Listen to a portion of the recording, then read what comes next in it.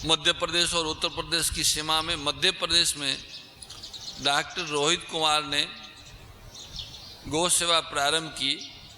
तो गौशाला के मुहूर्त के लिए, गौ पूजन के लिए हम लोगों को ले गए। वहाँ खूब पानी है और ज़मीनों बहुत छोटी छोटी है, बारहमासी नदियों भी चलती हैं।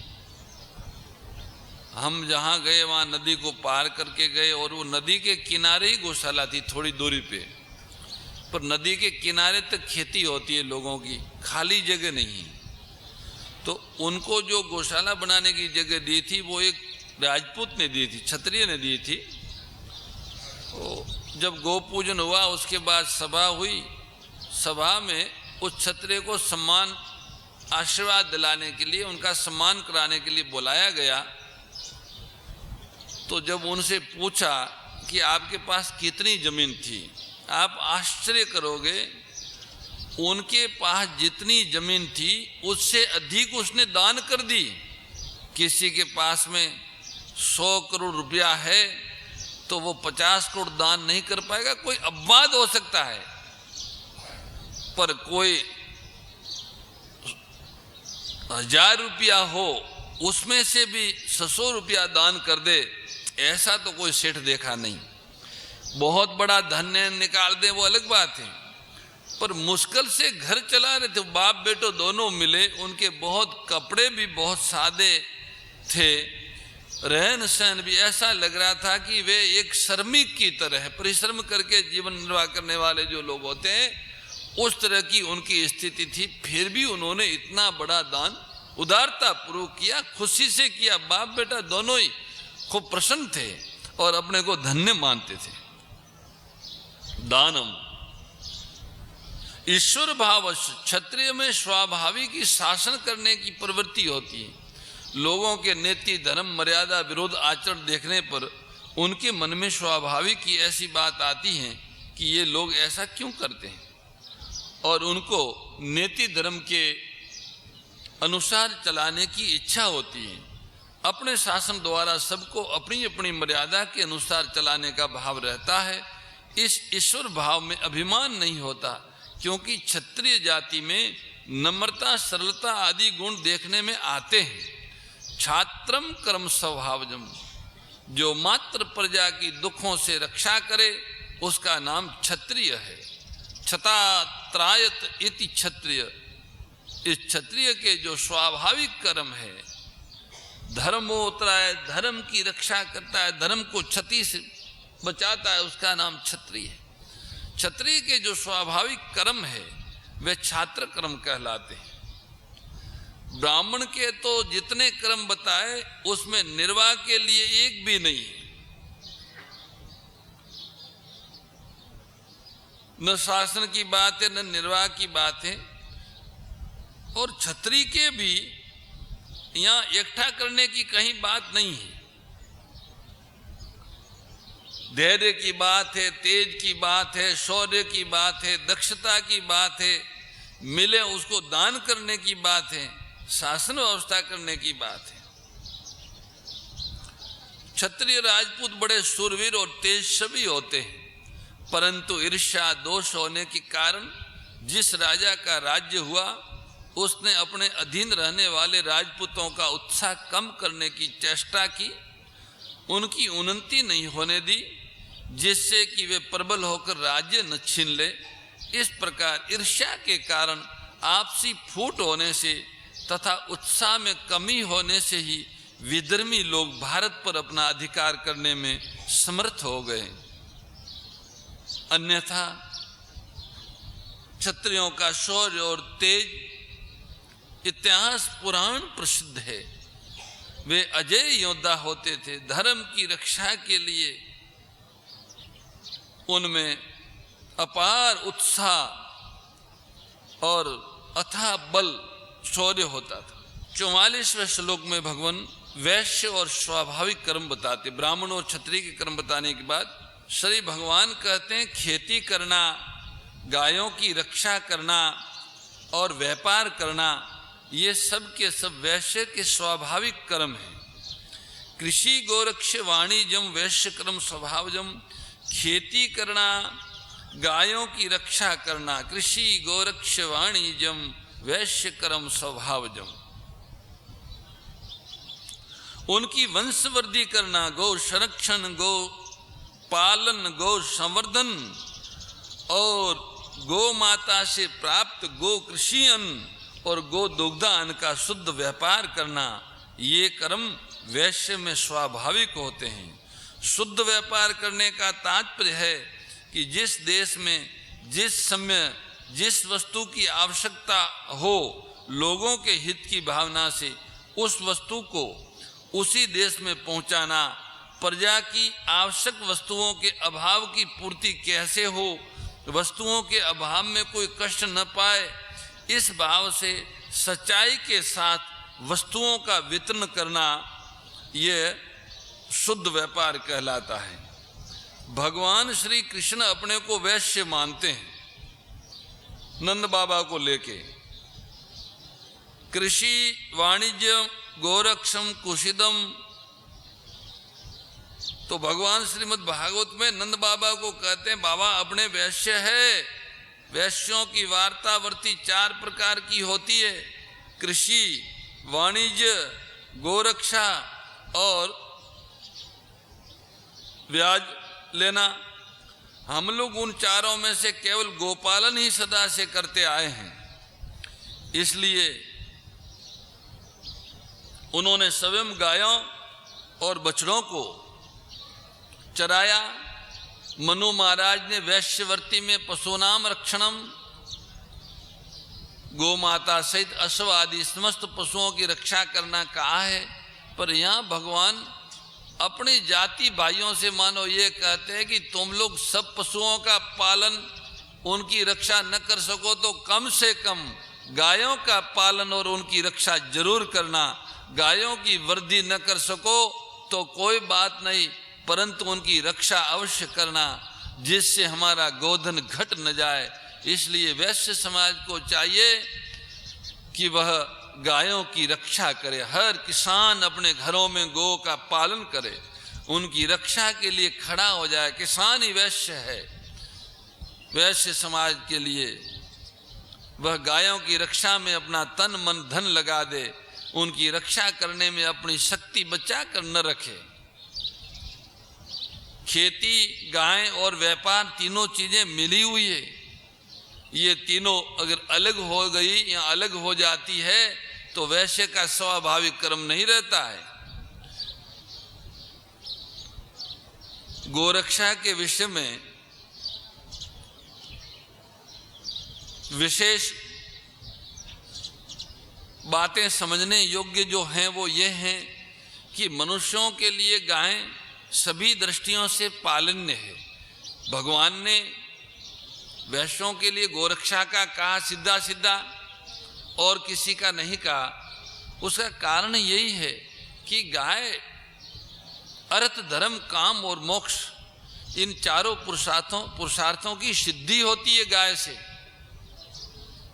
गौ माता की कृपा से धर्म, अर्थ, काम, मोक्ष चारों पुरुषार्थों की सिद्धि हो। गोपालन से आज के अर्थ प्रदान योग में तो गाय अत्यंत ही उपयोगी है। गोपालन से गाय के दूध, घी, गोबर आदि से धन की वृद्धि होती है। हमारा देश कृषि प्रधान है। गाय धरती माता का प्रधान आहार गाय का गोबर है। गाय के गोबर गोमूत्र की खाद के बिना जो किसानी करते हैं वो धरती माता की हत्या करते हैं, और उस धरती से उत्पन्न अन्न एक तरह से विष मिश्रित अन्न है। वो अन्न खाके वो स्वयं और सारी मानव जाति को रोगी बना रहे हैं। इसलिए किसान को अपनी कृषि के पोषण के लिए गोपालन करना आवश्यक है। गौ के बिना गोमय कहाँ से मिलेगा? हमारा देश कृषि प्रधान है। यहाँ खेती में जितनी प्रधानता बैलों की है उतनी प्रधानता अन्य किसी की भी नहीं है। भैंसे के द्वारा भी खेती की जाती है, पर खेती में जितना काम बैल कर सकता है उतना भैंसा नहीं कर सकता। भैंसा बलवान तो होता है पर वो धूप सहन नहीं कर सकता, धूप में चलने से वह जीभ निकाल देता है, जबकि बैल धूप में भी चलता रहता है। कारण कि भैंसे में सात्विक बल नहीं होता, जबकि बैल में सात्विक बल होता है। बैलों की अपेक्षा भैंसे कम भी होते हैं। ऐसे ही ऊँट से भी खेती की जाती है, पर ऊँट भैंसे से भी कम होते हैं और बहुत महंगे होते हैं। खेती करने वाला हर एक आदमी ऊँट नहीं खरीद सकता। आजकल अच्छे अच्छे जवान बैल कसाई लोग मार ले जाते हैं, उनकी हत्या कर देते हैं। इस कारण बैल भी महंगे हो गए, तो भी वे ऊँट जितने महंगे नहीं हैं। यदि घरों में गाय रखी जाए तो बैल घरों में ही पैदा हो जाते हैं, खरीदने नहीं पड़ते हैं। विदेशी गाय के जो बैल होते हैं वो खेती में काम नहीं आ सकते, क्योंकि उनके कंधे न होने से उन पर जुआ नहीं रखा जा सकता। गौ माता परम पवित्र होती हैं।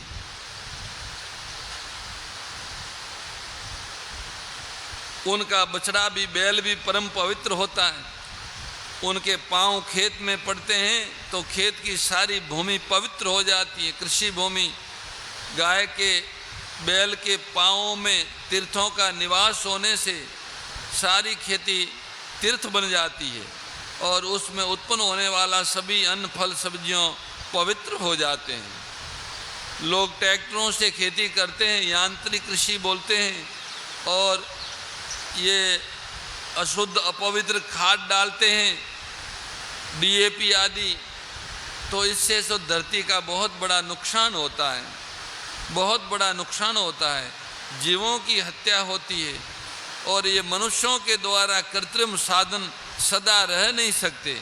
आज से 50-60 साल पहले डीएपी, यूरिया, ट्रैक्टर, मशीनें नहीं थी और ये भविष्य में भी नहीं रहेगी। जो चीज़ रहेगी वो ईश्वर कृत है, वो ही रहेगी। ईश्वर कृत ऊर्जा मनुष्यों के सहयोग के लिए बैल है, घोड़े आदि हैं, जो प्राकृतिक ऊर्जा है, जिनके द्वारा कृषि, परिवहन, सिंचाई आदि करने से पर्यावरण में कोई प्रदूषण नहीं होता है, धरती को कोई नुकसान नहीं होता है, प्रकृति का संतुलन सुचारू रूप से सृष्टि का प्रवाह चलता रहता है। इसलिए बैलों से कृषि करना देव खेती, देवी खेती कहलाती है। यांत्रिक कृषि तामसी कहलाती है, महादानवी। इसलिए सात्विक कृषि से उत्पन्न अन्न आदि से ही हवन होता है, अर्थात बैल से खेती करने वाला जो अन्न है वो हवन में काम लिया जाता है। आजकल तो भाई गाय का घी भी नहीं लेते हैं लोग हवन में काम, वो अलग बात है, पर वास्तव में यज्ञ वही है जो गोग्रज से और गो कृषि अन्न से संपादित किया जाए। जिसमें गोघृत न हो, गो कृषि न हो, वो हवन तामसी हवन है, राक्षसी हवन है। ऐसा हवन सात्विक मनुष्यों को नहीं कराना चाहिए। तो बैलों से गोबर गोमूत्र की खाद से तथा बैलों के जोतने से उत्पन्न हुआ अन्न परम पवित्र और सात्विक होता है, क्योंकि गौ माता पवित्र होती है। उसके शरीर का स्पर्श करने वाली हवा भी पवित्र होती है। गाय के गोबर गोमूत्र भी पवित्र होते हैं। गोबर से लेपे हुए घरों में भारी से भारी बीमारियां नहीं आती, भयंकर से भयंकर रोगाणु और कीटाणु गोमय से लेपे हुए घरों में नहीं आते। छोटी बछड़ी का गोमूत्र रोज तोला 2 तोला पीने से पेट के रोग दूर हो जाते हैं। एक संत को दमा की शिकायत थी, उनको गोमूत्र सेवन से बहुत फायदा हुआ है। आजकल तो गोबर और गोमूत्र से अनेक रोगों को मिटाने की औषधियाँ बनाई जा रही हैं। गोधाम, महातीर्थ, पथमिड़ा और देश की अन्य संस्थाएं ऐसे पंचगव्य की औषधियाँ बना रहे हैं जो मनुष्यों को आरोग्य देने में सक्षम हैं। गोबर से खाद तो बनती है, पर आजकल गोबर से गैस और बिजली भी बनने लगी है। खेतों में गोबर गोमूत्र की खाद से जो अन्न पैदा होता है वह बहुत पवित्र होता है। खेतों में गायों के रहने से गोबर और गोमूत्र से जमीन की जैसी पुष्टि होती है वैसी पुष्टि विदेशी रासायनिक खादों से नहीं होती। जैसे एक बार अंगूर की खेती करने वाले ने बताया था कि गोबर की खाद डालने से अंगूर के गुच्छे जितने बड़े बड़े होते हैं उतने विदेशी खाद डालने से नहीं होते हैं। विदेशी खाद डालने से कुछ ही वर्षों में ज़मीन खराब हो जाती है, उसकी उपजाऊ शक्ति नष्ट हो जाती है, परंतु गोबर गोमूत्र से ज़मीन की उपजाऊ शक्ति ज्यों की त्यों बनी रहती है। विदेशों में रासायनिक खाद से बहुत से खेत खराब हो गए। हमारे यहाँ भी पंजाब और तमिलनाडु में अधिक रासायनिक खाद का उपयोग किया जिससे ज़मीनें बंजर होती जा रही हैं। एक बार सैनिकों ने परीक्षा के लिए कुछ घोड़ों को भैंस का दूध पिलाया जिससे घोड़े खूब मोटे हो गए, परंतु जब नदी पार करने का काम पड़ा तो वे घोड़े पानी में बैठ गए। भैंस पानी में बैठा करती है, अतः वह स्वभाव घोड़े में भी आ गया।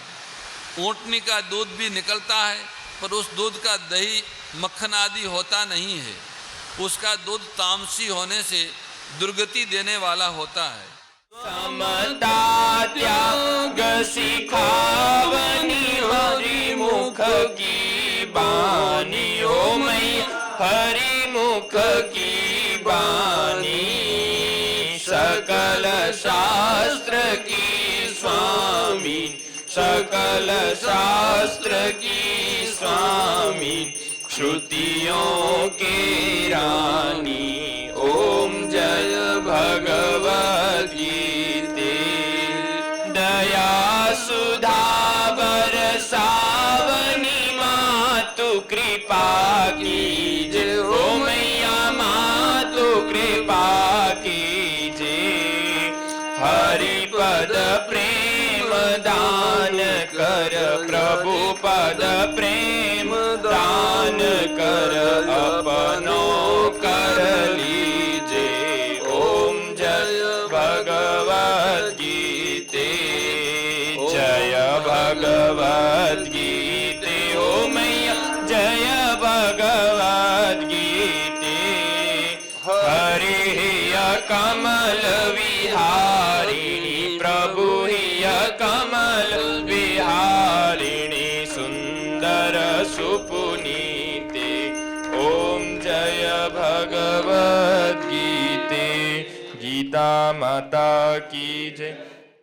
परम श्रद्धेय गौरीशी स्वामी श्री दत्त शरणानंद जी महाराज की प्रेरणा व मार्गदर्शन में विश्व के सबसे बड़े गौ सेवा संस्थान श्री गोधाम महातीर्थ पथमेड़ा द्वारा संरक्षित लाखों बीमार, विकलांग, वृद्ध एवं अशक्त गोवंश वेद लक्षणा गोमाता की सेवा के साथ साथ भारतीय गोवंश का संरक्षण, संपोषण, संवर्धन एवं उनसे प्राप्त पंचगव्यों का परिष्करण व विनियोग करना, घर घर गोपालन, गो अभ्यारण्य, घास चारा उत्पादन हेतु गोचर भूमि का विकास, गोपालन लोक संस्कृति के पुनर्जागरण हेतु वेद लक्षणा गो महिमा का प्रचार प्रसार करना तथा गोपालक किसानों के स्वावलंबन हेतु गो कृषि अन्न एवं गो दुग्धान का गुणवत्ता युक्त बाजार तैयार करना श्री गोधाम महातीर्थ का पावन उद्देश्य है। आप सभी दानदाता श्री गोधाम महातीर्थ पथमेड़ा द्वारा संचालित गो सेवा महाअभियान में बढ़ चढ़कर सहयोग कर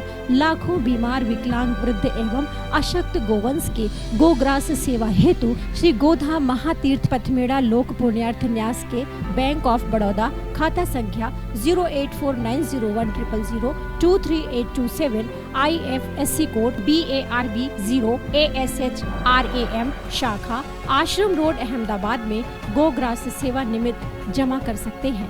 अधिक जानकारी के लिए संपर्क करें 7742093179 7665059999 7073000151।